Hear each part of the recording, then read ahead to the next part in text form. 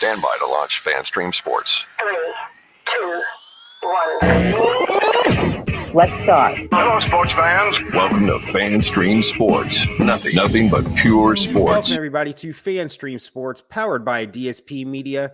This is episode 45 of the Fighting Irish Daily Blitz, and I'm your host, Rob Thidoff, also known as RPT. You can find me on Twitter at PThidoff. So today we're going to discuss the Gator Bowl. Apologies, my voice is still kind of shot last night from screaming for 4 hours for that big Gator Bowl victory of 45-38. The screaming was worth it, though. It's always a lot better to be hoarse after a great win than having a great voice after a disappointing loss. So was a great opponent for Notre Dame, South Carolina, a hot team coming in. They had beaten Tennessee. They actually killed Tennessee, their second to last game. I think it was their second to last game. Then they beat Clemson. Both those teams, Clemson and Tennessee, played in the Orange Bowl last night, and Tennessee killed Clemson. So it wasn't like we were coming into a mediocre team. They were 8-4, just like us. They had a really good quarterback in Spencer Rattler. Great victory, 45-38, up and down game. The more I rewatched the game last night, because there was a lot of negativity with Tyler Buckner's play. It's only his third start of his career. He did play some last year, but again, mostly those were running plays, kind of gimmicky plays as well, like what Tim Tebow did his first year. 2 of those interceptions, one ricocheted off Jaden Thomas, and then the other one was tipped and picked off. I know that's part of the game. It wasn't a perfect performance, but the more I looked at it, it wasn't as bad as I thought, is what I'm trying to say. And it's also for the defense. They started out really slow. They've been that way most of the year, kind of a bend but don't break team. They haven't been awful. They've given up a lot of big plays. They did that in the first half, but they buckled down pretty damn good in the second half. If you take away those mistakes, we beat the crap out of South Carolina. We had 27 first downs to their 20. Third down efficiency, we were great. 11 of 19. Fourth downs, we were 1 of 1. Here's the big one. Total yards, 558 total yards for Notre Dame. South Carolina, 352. I was most critical of the defense this year. One, the linebacker play, which wasn't the greatest yesterday either. However, the D-line, except for that first maybe quarter and a half, they buckled down and pretty much held South Carolina in check in the running game. Shane Beamer, he went off on that blindside block, and it was a blindside block. And he just seemed to he complained about after the game too, saying they had about some of their players were out. You know, they didn't want to risk injury. Well, we did too. One of our best defensive players, Isaiah Foskey, at the Viper position, and then one of our best corners, Cam Hart, and then our best player, Michael Mayer, didn't play too. So stop your bitching. I'm going to call Shane Beamer the term Karen because he's complaining so much. So your new name, Coach Beamer, is Karen right now. So Tyler Buckner, it was not a Heisman Trophy game for him at all. He had 3 touchdowns passing, the 3 interceptions. 2 of those were pick sixes. So we're giving up 14 points. We also gave up 7 points on a fake field goal where our special teams got burned. Wasn't our greatest special teams performance, but we did have a fake punt too, where we ended up scoring a touchdown. So it evened out there. But South Carolina, actually, they led the nation in special teams this year, with us just slightly behind, because we had a great year with Brian Mason and staff for special teams. Rushing was just solid. Aldrich Estime, 14 carries, 95 yards. Logan Diggs had a great game, 13 carries, 89 yards, and a touchdown. And he also had that pass from Tyler Buckner, that 75-yard touchdown that kind of settled the game down. I think we were down by 14 points at that point.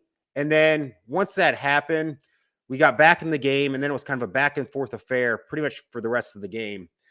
Tyler Buckner, 12 carries, 61 yards, 2 touchdowns. Chris Tyree, 5 carries for 21 yards. They need to use him more. I hope to God he does not transfer. He's just a very talented player, and I just don't know why Tommy Rees doesn't use him more. That call where we're going to go up, we're going, 38-31. We're inside the 7-yard line. It's first and goal. I would have just ran 3 plays. If they stop us, who cares? At the worst, we get a field goal out of it. We're up by 10, 2 scores. You're now down to less than 5 minutes in the game. Tommy Reese, bonehead call. He called a pretty good game otherwise, but that call right there just set him back from calling an A- game to a C-, not maybe a D for the game. Stupid call. Stupid. Has Tyler Buckner, who had been struggling off and on during the day, and it's a pick six the other way. But I got to give Tyler Buckner, as I said before, I think he kind of got a raw rap or a raw deal yesterday with the game.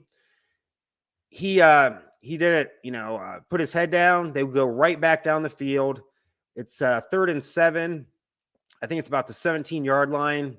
At worst, we're probably going to get a field goal. Play action pass to Mitchell Evans, who took the place of Michael Mayer today, who sat out for the NFL draft. And we go 45-38. We hang on at the end. Spencer Rattler makes some plays down the stretch to get them down to about the 25-yard line, but then they have an intentional grounding, unsportsmanlike penalty call. Karen goes off again, the South Carolina coach. But we made the plays we had to at the end.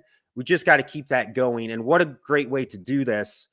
As I said before, 9-4 and a bowl win is a hell of a lot better than 8-5 going into the 2023 season. This was the highest scoring Gator Bowl in the history of the Gator Bowl. Another great, attribute.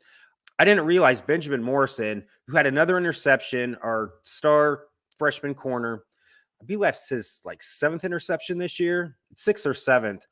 But he took a horrible hit. He hit his head pretty hard in the ground, and I didn't see him get up. I found out today he had a concussion, and he didn't play the last quarter and a half. We did this without Benjamin Morrison down the stretch when our defense really buckled down. They got the job done when they had to. So I guess the big news now is it's looking like Sam Hartman, the most prolific passer in ACC history out of Wake Forest. He entered the transfer portal. He can play another year because of the COVID year where everybody gets an extra year if they want to take it. It's looking like he's coming to Notre Dame. He's got a pretty good chance of being the starter next year for Notre Dame, the way Tyler Buckner is so up and down. However, I want him to earn the starting job. I just don't want to hand it to him. And if Tyler Buckner comes in, and beats him out, more power to Tyler Buckner. He still has, a couple months to get ready and kind of hone in on his skills. But for what I saw yesterday, yes, he took a beating and he kept bouncing back up. He was a tough, hard-nosed kid yesterday and made the plays when he had to. Also, too, I was shocked. Deion Colsey did not have a catch yesterday. Neither Colsey nor Lorenzo Styles. It's just great going into the 2023 season. I don't care if it is the Gator Bowl. It was a great, hard-nosed game. And I'll tell you this, too. That was more or less a road game for us. Jacksonville, Florida is really close to the campus of South Carolina, which is in Columbia, South Carolina. I think that's only like a 3.5, 4-hour drive. There was a lot of Notre Dame fans there, but I think if you listen to the crowd, it felt like I saw more sea of red there than a sea of blue and gold. So to me, that's pretty much winning against an SEC team, which is considered the best conference in college football. We went into hostile territory and more or less won a road victory over a quality SEC opponent. So great job, guys, again there. And 9-4 and a Gator Bowl win is a heck of a lot better than 8-5 and a loss, and a pretty loss is what I'm trying to say. This is good news, and I think we're going to have a big-time transfer quarterback in the next, maybe within 24 hours or early next week, and Sam Hartman from Wake Forest. So thank you for tuning in to episode 45. And as always, go Irish.